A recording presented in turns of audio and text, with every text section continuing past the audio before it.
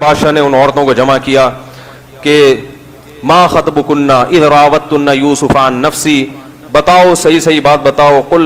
कुल्ना हाशा लिल्लाहि मा अलिमना अलैहि मिन सू, उन औरतों ने कहा अल्लाह की कसम उस नौजवान में कोई बुराई नहीं है, अल्लाह की कसम कोई ऐब हमने उसमें नहीं देखा। और बादशाह की बीवी कहने लगी अल्लाह न हसल हक, अब तो अल्लाह ने हक बहुत ही वाज़े कर दिया है। अना रावत्तुहु अन नफ्सिही, सारी गलती मेरी थी। और वो क्या है, वो सच्चे लोगों में से है, वो सालिहीन में से है। यूसुफ अलैहिस्सलाम ने ऐसे मौके पे कहा ज़ालिका लियअलम अन्नी लम अखुनहु बिल गैब, मैंने ये इसलिए ऐलान करवाया है कि बादशाह को पता चल जाए कि मैंने उसके साथ खयानत। देखो, खानदानी और गैरतमंद बनने के लिए अपनी ख्वाहिशात को कुचलना पड़ता है, और बेशरम और बेगैरत आदमी वो जो चाहे करता फिरे।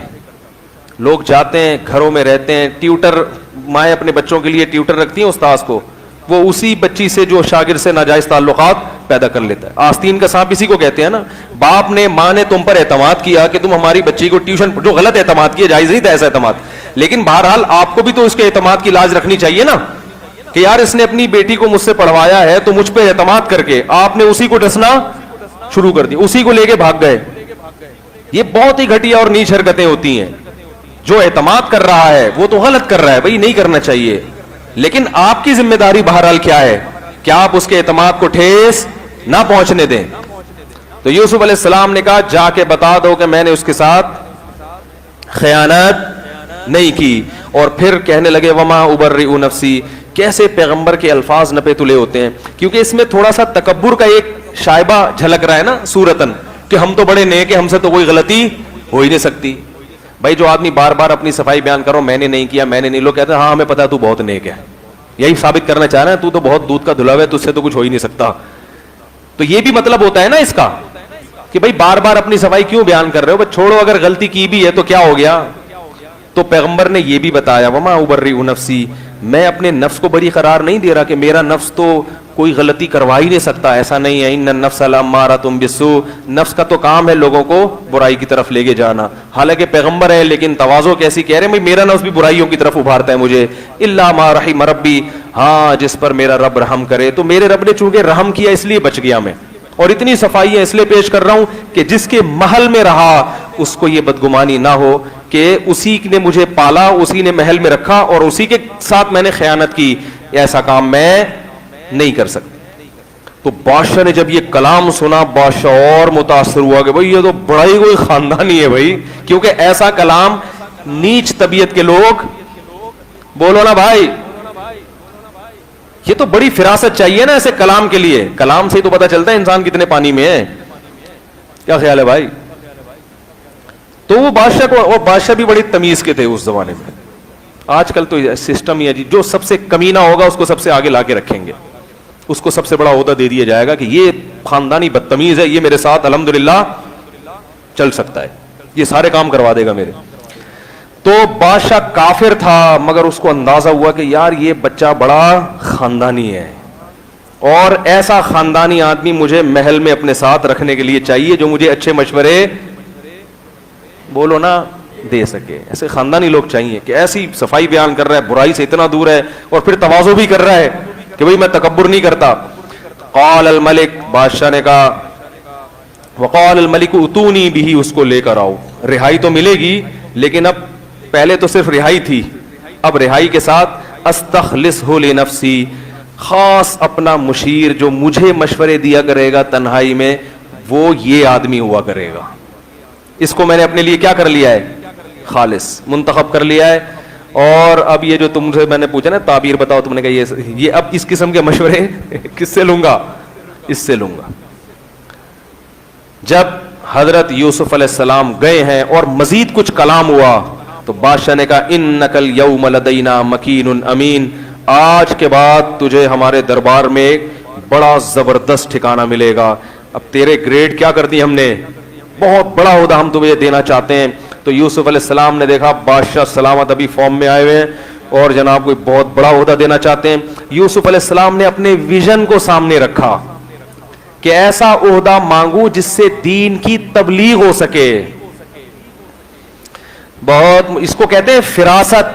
تبلیغ ہر وقت ذہن میں کیا ہے؟ لوگوں کی ہدایت. ایک تو یہ نہیں کہا کہ نہیں مجھے یہ عہدہ نہیں چاہیے, میں کہاں, مجھے تو کچھ بھی نہیں چاہیے, میں تو یہ محل, یہ شاہی محلات, یہ ہیرے جڑی بوٹیاں, ہیرے جواہرات اور یہ ساری چیزیں, وہ جڑی بوٹیاں بھی ہوتی, پہلے حکیم بھی ہوا کرتے تھے ان کے پاس, تو یہ سب مجھے نہیں. مجھے تو بھائی ایک قبہ بنا دو, وہاں پہ مٹی کا گھر بنا دو, میں تو اللہ اللہ کروں گا, اور میں جا رہا ہوں 4 مہینے کے لیے, وہ بھی ضروری ہے. لیکن ایک مثال دے رہا ہوں, ہمارے ہاں دینداری کا مطلب یہ سمجھا جاتا ہے. یوسف علیہ السلام نے کہا بھائی جب تک کسی پیک کی عہدے پر نہیں ہوں گا کام نہیں. ہم جو حدیث میں جو منع کیا نا عہدوں سے, وہ صرف اپنی توند نکالنے کے لیے جو عہدے ہوتے ہیں, قوم کی خدمت کے لیے. تو پھر جتنا اوپر جا سکتے ہیں آپ اگلے جائے, میں کہتا ہوں ہونا نہیں, ویسے مثال دے رہا ہوں.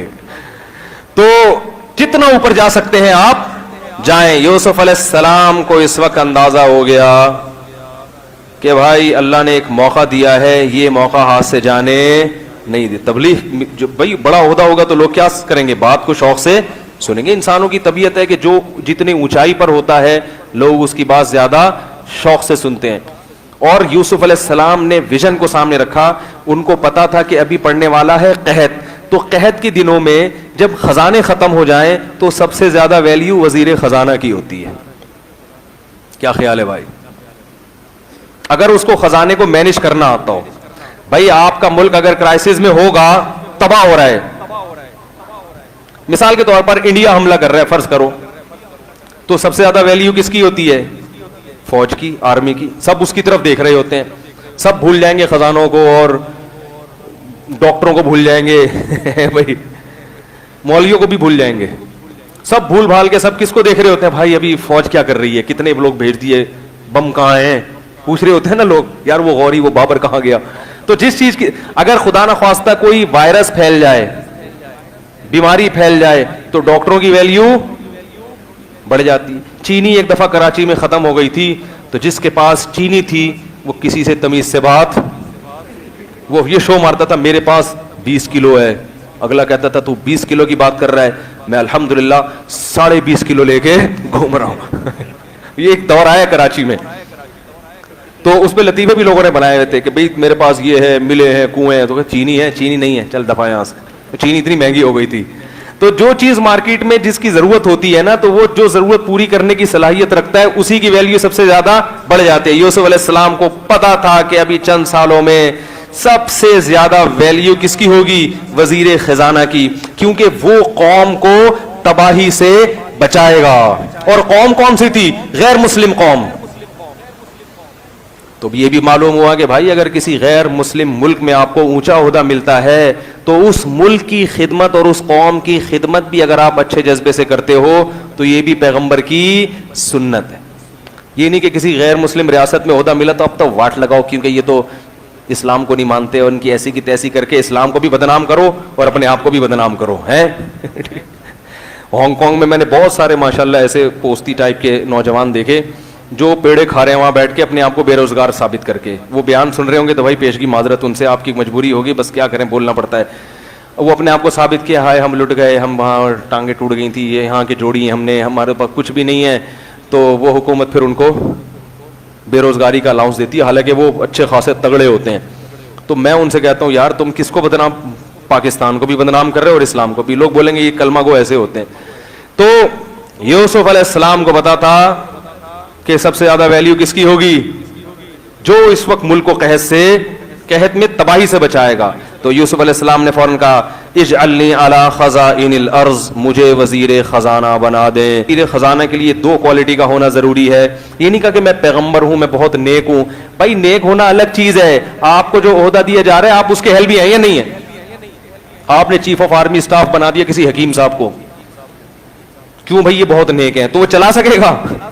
یہ بھی دینداروں کے سمجھنے کی چیز ہے کہ جو جس کا اہل ہو, اس میں وہ ہنر ہو تو اس کو وہ کام دیا جائے گا, سمجھ رہے, اور مشورہ بھی اسی سے لیا جائے گا.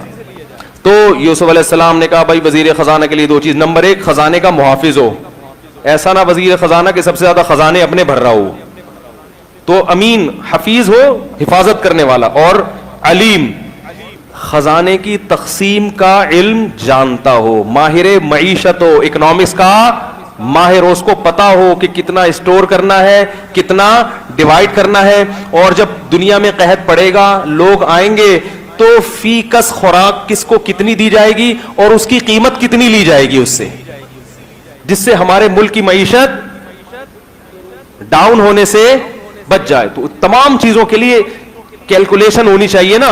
ہمارے ملک میں عوام کتنی ہے, اس کے لیے کتنے بورے اسٹور کرنے پڑیں گے, پوری دنیا سے کتنے لوگ آئیں گے, تو ان کو فی کس کتنا کتنا دینا پڑے گا. ایسا نہیں کہ سارا اٹھا کے ان کو دے کے ڈالر لے لیے, اب ڈالر چائے میں ڈبو ڈبو کے کھا رہے ہیں اور گندم کیا ہو گئی, ختم.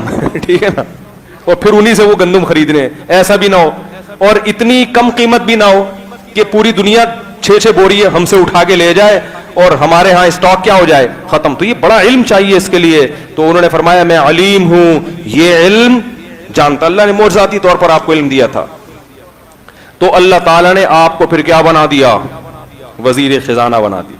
اور پھر یوسف علیہ السلام نے وہ کیا کیا, پھر وقت بہت زیادہ ہو گیا ہے, کیا کریں, یہی واقعہ چل رہا ہے تو چلاتے ہیں, کل بھی اور بھی چلا لیں گے, کوئی جلدی تو ہے نہیں آپ لوگوں کو. تو واقعات تو بہت ہیں قرآن میں, اسی میں اتنے اسباق ہمیں مل رہے ہیں. تو اس کو کل انشاءاللہ روز سوچ کے آتا ہوں, آج کمپلیٹ کروں گا, لیکن وہ پھر لمبا ہو جاتا ہے. کوئی بات نہیں, کوئی آپ کے کوئی امتحان تو اٹکے بھی نہیں ہے جو آپ نے پیپر دینا ہے نا بھائی. جو اسباق مل رہے ہیں اگر وہ ہمیں ملتے رہیں اور اس سے ہم سیکھیں اور اس کو اپنی زندگیوں میں نافذ کریں تو بہت اچھا. تو یوسف علیہ السلام وزیر خزانہ کیوں بنے, تاکہ لوگوں کے مرجے بنے, اور پھر جو بات کریں گے وہ لوگ سنیں گے.